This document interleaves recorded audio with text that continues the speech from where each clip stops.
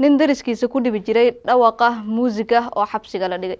intaan ugu gudagalin sheekadan haddii ay tahay markii kugu horeysay aad soo booqato fadlan nagu soo bir mahadsanid. nin u dhashay dalka Spain kuna noolaa magaalada Barcelona ayaa lagu xukumay 1 sano oo xarig ah kadib markii dariskiisa ama jaarkiisa muddo 5 sanadood ah uu ku dhibayay dhawaqa muusiga aad loo dheereeyay oo mar walba uu daarin jiray.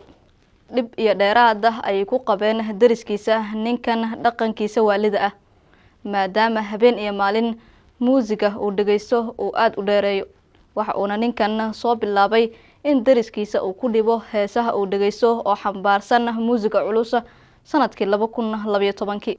codsiyo badan ay u direen dariskiisa maadaama habeen iyo maalin heesaha uu dhageysto uu aad u dheereeyo. waxayna dariskiisa ka codsadeen in uu bal muusigan gaabiyo maadaama ay darisku xaq ku leeyihiin. laakiin arintaasi waa uu ka biyadiiday. xitaa waxa arintan soo fargeliyay booliska magaalada oo iyagoo xaal mastuur raadinaya faraha la soo galay arinkan u dhaxeeya ninkan muusiga waalida ah dhageysta iyo waliba jaarkiisa.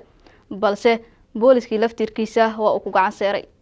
si kastaba ha ahaatee 3 ka mid ah dariskiisa ama jaarkiisa ayaa maxkamadda dacwad u diray. waxayna sheegeen in dhib aan yarayn ay ku qabaan ninkan muusiga waalida ah oo uu dhageysanayo habeen iyo maalin. waxaan ugu dambeyntii gartu ay ku soo dhamaatay in ninkan xabsiga la dhigo oo dariskiisa ay ka nastaan. waxaana la sheegay in lagu xukumay markaasi 1 sano oo xarig ah.